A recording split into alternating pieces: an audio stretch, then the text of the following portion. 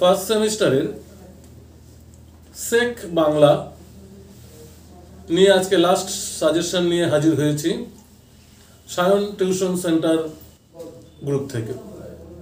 তোমরা যারা ইতিমধ্যেই দুটো পরীক্ষা দিয়েছো তারা অবশ্যই অনুভব করতে পেরেছো আমাদের ইউটিউব চ্যানেল থেকে 100% প্রশ্ন কিন্তু কমন আসে। আজকেও আমরা সেক বাংলা বিষয়টি সাজেশন দিতে চলেছি অভিজ্ঞ শিক্ষকদের দ্বারা তৈরি করা। আশা করি এখানেও 100% কমন পাবে। যারা ভিডিওটির সঙ্গে যুক্ত রয়েছে, যারা দেখছো, তারা অবশ্যই চ্যানেলটিকে লাইক ও সাবস্ক্রাইব করবে, শেয়ার করবে, বাকি বন্ধুরাও যাতে তোমাদের মতো সুযোগ সুবিধা পায়, শিক্ষায় যাতে এগিয়ে যেতে পারে এই আশা রাখছে সায়ন টিউশন সেন্টার।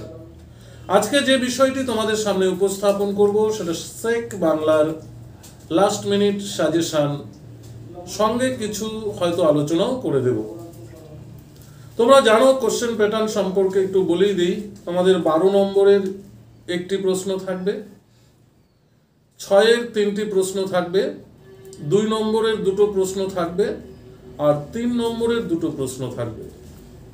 এই হচ্ছে 40 নম্বরের তোমাদের কোশ্চেন মার্কস প্যাটার্ন, মানে মার্কস কত নম্বরে থাকবে, কটা প্রশ্ন তোমাদের দিতে হবে। কারণ অনেকের কাছে সেকের ধারণা নেই, কারণ এক একটা সাবজেক্টে সেকের কোশ্চেন প্যাটার্ন একই রকম থাকে।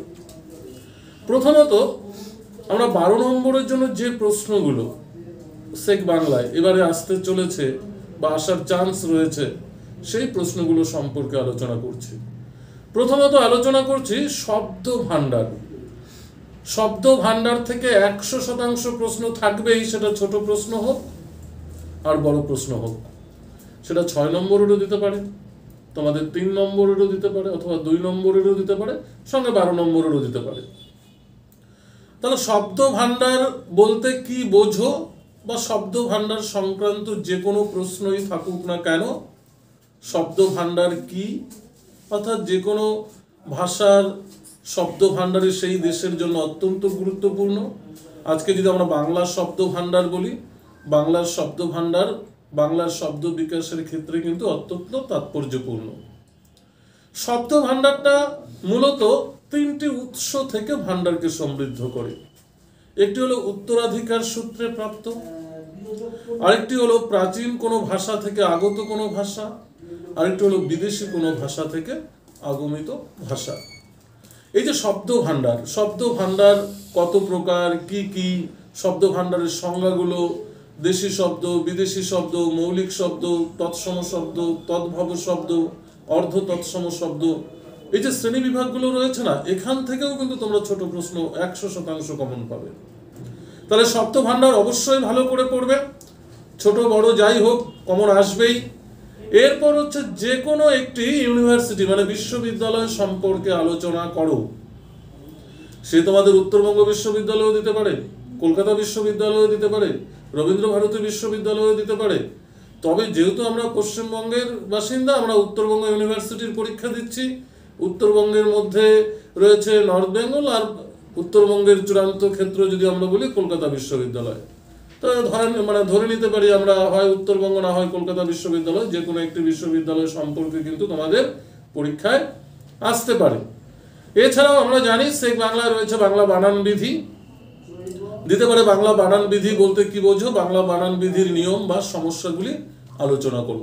আমরা যদি 3টা প্রশ্ন পড়ি আমরা কিন্তু 100% আমরা কিন্তু কমন পাবই একটা 12 নম্বরের প্রশ্নের জন্য। এবারে আমরা আসি 6 নম্বরের, যে আমাদের 3খানা প্রশ্ন আমাদের দিতে হবে। এই 6 নম্বরের 3টি প্রশ্ন আমরা কি পড়ব সে বিষয়ে একটু আলোচনা করে দিচ্ছি। প্রথমত যে বিষয়টি অত্যন্ত গুরুত্বপূর্ণ সেটা হচ্ছে পরিভাষা চর্চা কি। তোমরা জানো সেক বাংলার একটি গুরুত্বপূর্ণ টপিক রয়েছে পরিভাষা। পরিভাষাও কিন্তু অত্যন্ত গুরুত্বপূর্ণ একটি টপিক। সেটা 2 নম্বরের জন্যও দিতে পারে, আবার 6 নম্বরের জন্যও কিন্তু আসতে পারে, এমনও হতে পারে 6, 2 দুটোতেই থাকতে পারে। পরিভাষা চর্চা কি, পরিভাষাটা আসলে কি আমরা অনেকেই জানি না। পরিভাষাটা আসলে কি, আমি একটা উদাহরণ তোমাদের বলছি। ধরো শব্দ, আচ্ছা শব্দ মানে কোনো কিছুর আওয়াজ বা শব্দ। আচ্ছা, আমরা বাংলা ব্যাকরণে যদি শব্দ বলি তখন কি হয়? তখন কি হচ্ছে ওয়ার্ড। অর্থাৎ এই দেখো, স্থান ভেদে বা ক্ষেত্র ভেদে যখন একটি শব্দের একটি আলাদা অর্থ হয়ে দাঁড়ায় তখন সেটাই কিন্তু পরিভাষা। পরিভাষাও কিন্তু বাংলা শব্দ ভাণ্ডারকে কিন্তু সমৃদ্ধ করে। তবে পরিভাষার নিয়ম আছে, পরিভাষা কাকে বলে আছে, পরিভাষার বৈশিষ্ট্য আছে, পরিভাষার উপযোগিতা আছে, তোমরা সেগুলো দেখে নেবে। পরিভাষা নির্ণয় থাকবে কিনা ততটা ঠিক নেই, কিন্তু পরিভাষা কাকে বলে, তার শ্রেণীবিভাগ, বৈশিষ্ট্য, গুরুত্ব, এটা কিন্তু তোমরা অবশ্যই অবশ্যই ভালো করে পড়বে 6 নম্বরের জন্য। এরপর আমরা বলছি বানান বিধি থেকে, যেমন আমরা বড় প্রশ্ন বলছি, বানান বিধি থেকে কিন্তু 6 নম্বরের প্রশ্নও থাকতে পারে। ওই একই টপিক, বানান বিধির নিয়মগুলো, বানান বিধির প্রয়োজনীয়তা, বানান বিধি উচ্চারণের ক্ষেত্রে কতটা প্রভাব বিস্তার করে, বানান বিধি উচ্চারণের সমস্যা কতটুকু, সমস্যাগুলি কি কি, এই টপিকগুলো তোমাকে কিন্তু দিতে পারে বাংলা বানান থেকে।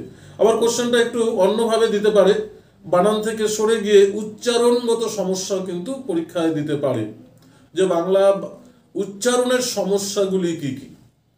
অর্থাৎ আমাদের উত্তরবঙ্গের বেশিরভাগ শিক্ষার্থীরা বা শিক্ষকরাও আমরা বলতে পারি এদের কিন্তু একটা উচ্চারণগত সমস্যা রয়েছে। কারণ আমাদের উত্তরবঙ্গের যে উচ্চারণগত সমস্যা, দক্ষিণবঙ্গের লোকের উচ্চারণগত ভাষার কিন্তু পার্থক্য রয়েছে। আসলে উচ্চারণের পার্থক্য থাকাটাই স্বাভাবিক, কারণ উচ্চারণগত পার্থক্যটা অনেকটাই ভৌগোলিক পরিবেশ, এটার উপর কিন্তু নির্ভর করে। গঙ্গার ওপারের লোক, তাদের যে উচ্চারণ, আমাদের এদিকের উচ্চারণ করে কিন্তু একটা পার্থক্য থাকে। এই যে উচ্চারণের যে সমস্যা, সেই সমস্যাগুলোর কিন্তু পরীক্ষায় থাকতে পারে, অত্যন্ত গুরুত্বপূর্ণ একটা টপিক, সেটাও থাকতে পারে। এর আগেও বলেছি বাংলা শব্দ ভাণ্ডার, শব্দ ভাণ্ডার থেকে বড় প্রশ্ন যেমন থাকতে পারে, ছোট প্রশ্ন। তোমাদের একটা কথা মনে রাখতে হবে, শেখ বাংলায় টপিকেই নেই। কি টপিক রয়েছে? কয়েকটা ইউনিভার্সিটি বিশ্ববিদ্যালয় রয়েছে, বানান বিধি রয়েছে, পরিভাষা রয়েছে, শব্দ ভাণ্ডার রয়েছে। তোমরা ভাবো মাত্র 4টা টপিক, কোশ্চেন কোথা থেকে দেবে? এ ঘুরিয়ে ফিরিয়ে শব্দ ভাণ্ডার, ঘুরিয়ে ফিরিয়ে বানান বিধি, ঘুরিয়ে ফিরিয়ে পরিভাষা, এছাড়া দেওয়ার মতো কি আছে?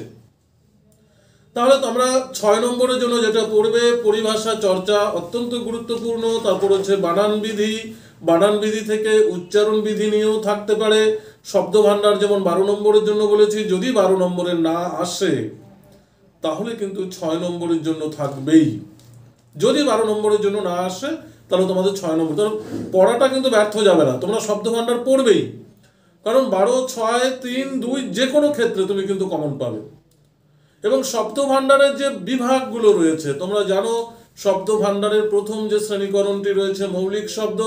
মৌলিক শব্দকে আমরা 3 ভাগে ভাগ করি, তৎসম শব্দ, অর্ধ তৎসম শব্দ, তদ্ভব শব্দ। এই যে 3টি শ্রেণী বিভাগ রয়েছে, এই 3টি শ্রেণী বিভাগ থেকেও কিন্তু ছোট প্রশ্ন থাকতে পারে।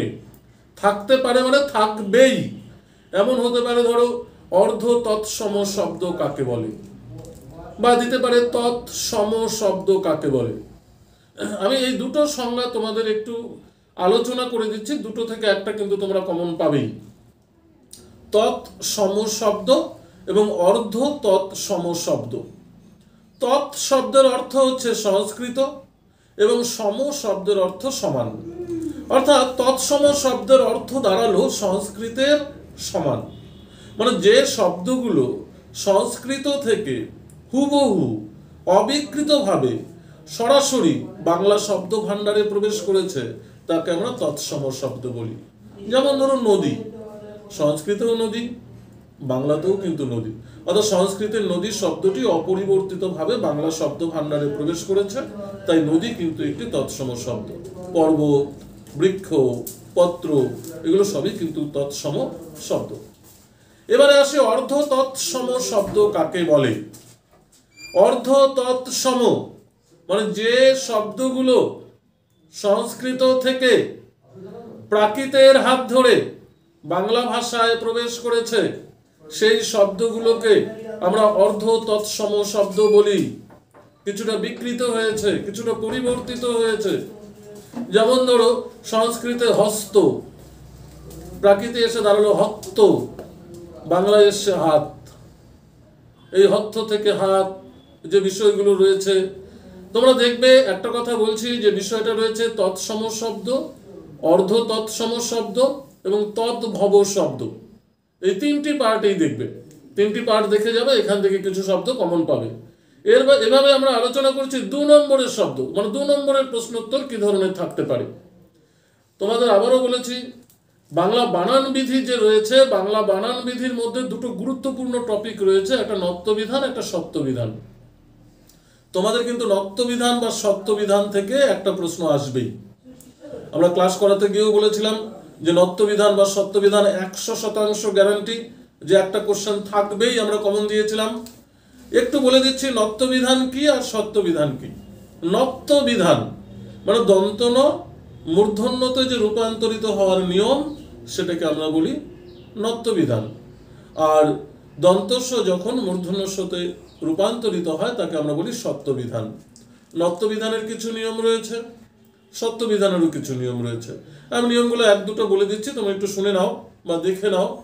যে নত্যবিধান মানে মূর্ধন্য কখন বসবে, মনে রাখবে রি র স, মানে রি র এবং স এরপর যদি কোনো ন বসে তাহলে অবশ্যই সেটা বসবে মূর্ধন্য, আর যদি কোনো স বসে তাহলে সেটা বসবে মূর্ধন্য স। তারপর দেখো রি র স এর সংক্ষিপ্ত রূপ কি, রিকার, রেপকার, রফলাকার। তাহলে রি অর্থাৎ রিকার, রফলা, রেপ এরপর যদি কোনো ন বসে তাহলে সেটা বসবে মূর্ধন্য, যদি কোনো স বসে তাহলে সেটা অবশ্যই বসবে মূর্ধন্য স। এছাড়াও ক খ গ ঘ উ আর হচ্ছে প ফ ব ভ ম আর হ আর অন্ত্যেষ্টিয়, এই 12টি শব্দের পরে যদি কোনো ন বসে তাহলে সেটি হচ্ছে মূর্ধন্য, আর যদি কোনো স বসে তাহলে সেটি হচ্ছে মূর্ধন্য স। এছাড়াও লাস্ট আরেকটি নিয়ম আছে তোমাদের, অ আ বাদ দিয়ে বাকি স্বরধ্বনিগুলি যদি থাকে, অ আ বাদ দিয়ে বাকি স্বরধ্বনিগুলি যদি থাকে তার শেষে অবশ্যই ন হলে সেটা হবে, অবশ্যই সেটা মূর্ধন্য হবে, আর যদি স বসে তাহলে সেটা অবশ্যই কি বসবে, মূর্ধন্য স বসবে। যেমন ধরো একটা উদাহরণ বলছি, পরিষ্কার আর পুরস্কার। খেয়াল করো, পরিষ্কার প রি ই আছে, দেখো ই যখন আছে আমরা বলেছিলাম অকার বা ইকার বাদ দিয়ে, অ আ বাদ দিয়ে বাকিগুলো যদি থাকে তাহলে সে কি বসবে, মূর্ধন্য স বসবে। তাহলে পরিষ্কারে কি হবে, অবশ্যই মূর্ধন্য স কয়। আবার পুরস্কারে খেয়াল করো, পুর অ আছে, আমি বলেছিলাম অ আ বাদে বাকিগুলো থাকলে সেটা মূর্ধন্য স বসবে, কিন্তু অ আ থাকলে কখনোই কি বসবে না, মূর্ধন্য স বসবে না, অর্থাৎ পুরস্কার কিন্তু দন্ত স কয় হলো। এই ছিল নত্যবিধান এবং সত্যবিধানের নিয়ম। তোমরা যদি এতটুকু লিখে দাও তাহলে কিন্তু তোমরা 3-এর কোশ্চেন যদি থাকে 3-3ই পাবে, তবে উদাহরণগুলো কিন্তু তোমাকে দিতে হবে। এরপরে আসি 3 নম্বরের প্রশ্ন নিয়ে। 3 নম্বরের কি প্রশ্ন থাকতে পারে, অর্থাৎ আমরা প্রথমেই বলেছি টপিকেই রয়েছে মাত্র 4টা টপিক, আসার মতো ওই 4টা টপিক থেকেই আসবে। শব্দভাণ্ডার, শব্দভাণ্ডারে কি রয়েছে, তৎসম, অর্ধ তৎসম, তদ্ভব, এই যে শব্দগুলো রয়েছে এখান থেকেও 3 নম্বরের প্রশ্ন থাকতে পারে বা থাকার চান্স আছে। এছাড়াও আমরা বলেছিলাম যে পরিভাষা রয়েছে, পরিভাষা থেকে বিভিন্ন ধরনের প্রশ্ন হয়, পরিভাষার বৈশিষ্ট্য, পরিভাষার উপযোগিতা, পরিভাষার গুরুত্ব বা পরিভাষা কি, উদাহরণ দাও, এই বিষয় নিয়েও কিন্তু প্রশ্ন থাকবে। সব থেকে বড় কথা, সেক বাংলা তোমাদের 40 নম্বরের পরীক্ষা, টপিক খুবই কম, তোমরা মাত্র 4টা টপিক আর যে প্রশ্নগুলো বলেছি সেই প্রশ্নোত্তরগুলো যদি দেখে যাও, আশা করি এর বাইরে কোনো প্রশ্ন থাকবে না। তোমরা এই প্রশ্নগুলো ভালো করে দেখে যাবে, তাহলে এখান থেকে 100%ই তোমরা কমন পাবে। ভিডিওটি দেখো। এছাড়াও শব্দভাণ্ডারে আরেকটা টপিক আমি আলোচনা করিনি, বা শব্দভাণ্ডারে যে টপিকটা রয়েছে আগন্তুক শব্দের যে ভাগগুলো রয়েছে, দেশি শব্দ, বিদেশি শব্দ, তারপর হচ্ছে তোমার এই নব্যকৃত শব্দ, এই শব্দগুলো তোমরা দেখে যাবে।